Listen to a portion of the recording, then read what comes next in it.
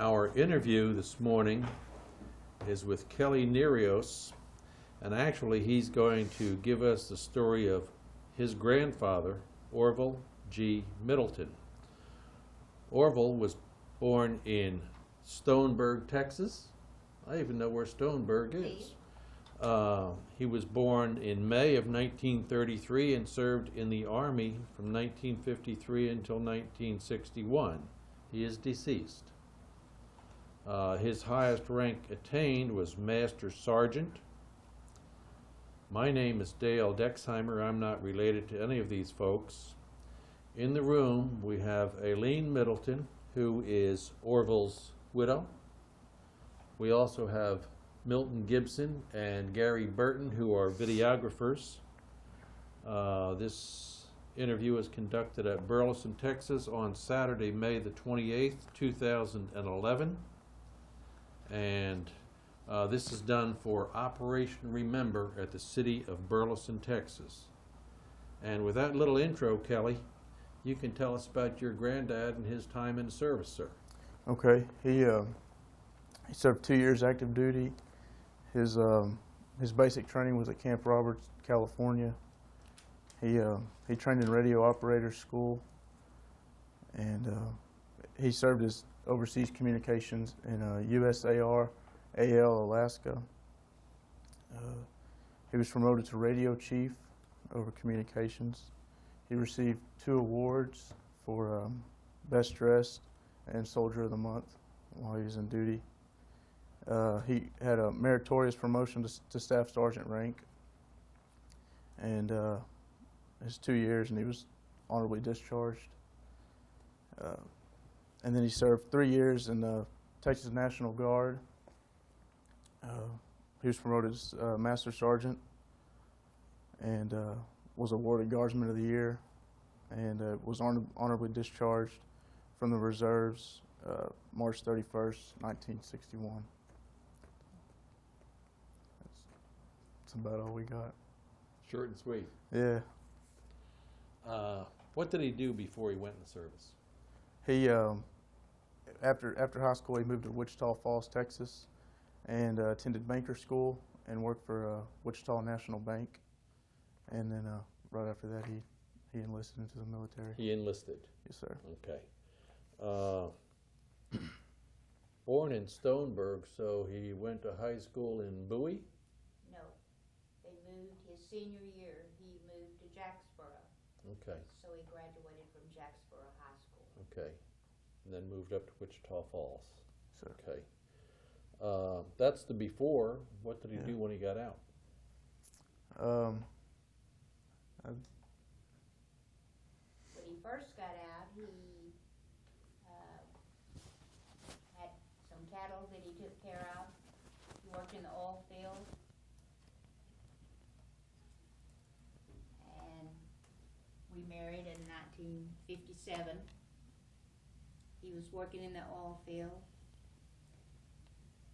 And we had our first child that was born in 59. Then we moved to Albany, Texas, and he worked for Snow Aeronautics until 1960. And he went to work for Libby's Cafeteria in Fort Worth. We moved to Fort Worth. Then in 1961, we moved to Burleson, and where he resided until he passed away in January of 2004. For folks who see this video, you look on a map, you're going to see some of the big places in Texas. The Stoneburg, if you blink quick, you'll miss Stoneburg when you go up the highway.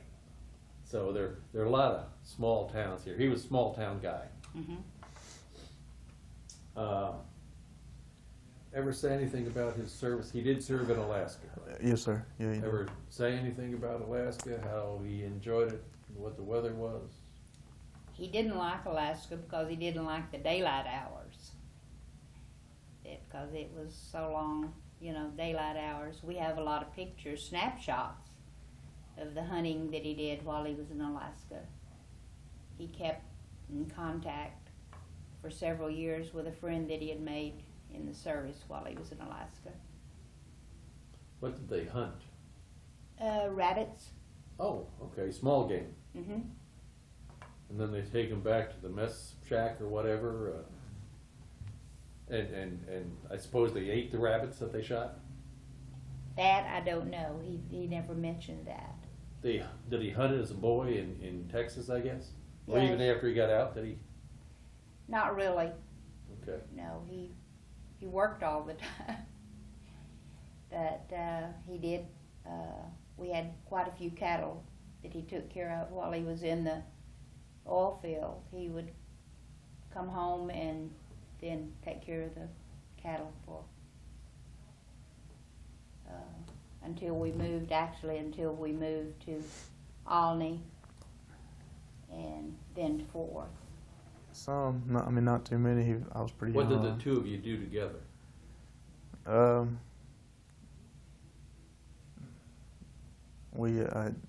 just remember hanging around the house a lot, at their house, things like that. You hung out at their house. Yeah, I remember being over there a lot, but I was pretty young.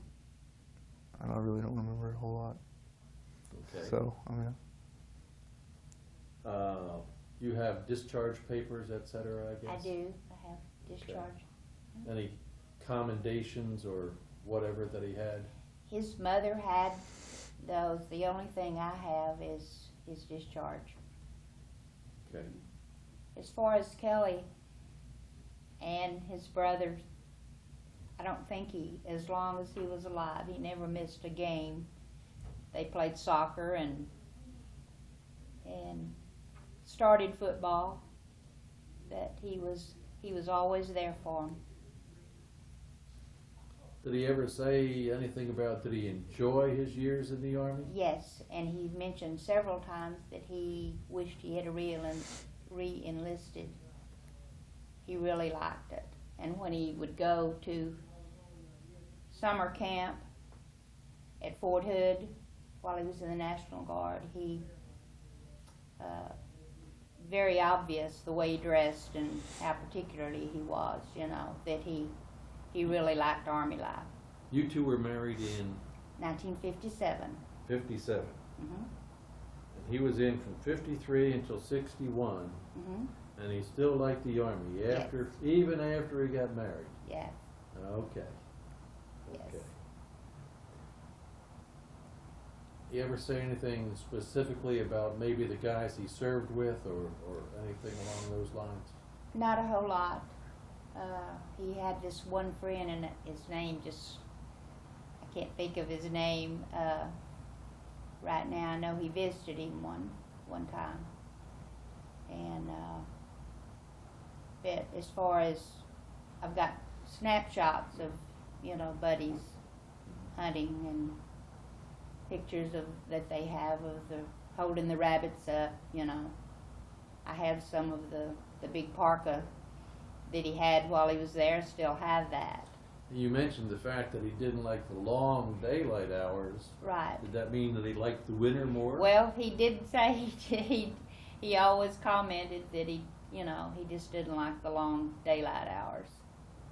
Being a good Texas boy, the winters were probably a little tough on him too. Yes. Of course, that was before we married, so as far as correspondence or anything, I don't have anything. And that was, his mother would have that. But, He was a proud Texas boy who did his time in the Army, was proud of it, enjoyed it. When it came time to get out, he moved on and did better things. Right. You bet. But he did mention a number of times that he really liked it. He liked the radio. Now, Kelly probably doesn't remember a lot because he was young, but he used to talk to the kids about the Morse code, that he used and stuff like that. And they would. Was he ever involved in Boy Scouts or anything after he got out? No, we had, the two of us had an Awanas program at church, you know, where we worked with kids.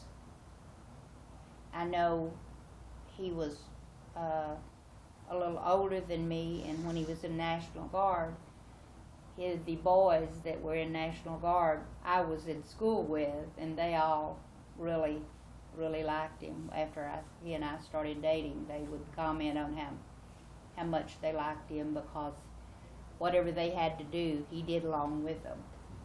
So he was a good instructor and Good leader. good leader. Good.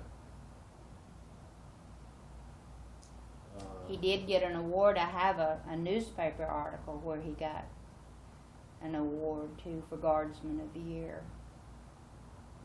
While he was in National He was Guard. in a unit in Fort Worth, No, in Jacksboro. in Jacksboro. Mhm. Okay. Hmm. They have a National Guard armory there, where he had, you know, quite a few under him, and then they went to camp in the summer at Fort Hood. 2 weeks. Uh-huh. Okay.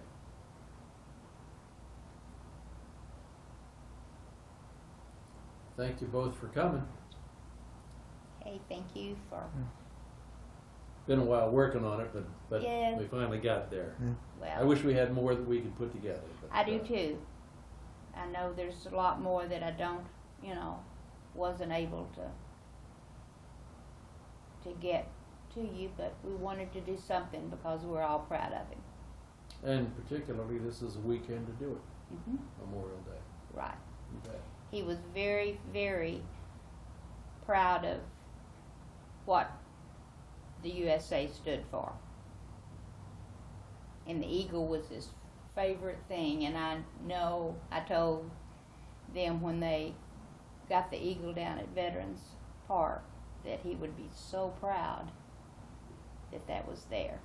You have a brick down there, I guess? Yes, I do. I have one of actually the first ones that signed up for that. And we had a soccer team, and the name of it was the KGM Eagles. Well, good. And, Thank you both for coming. okay, thank you. Thank you.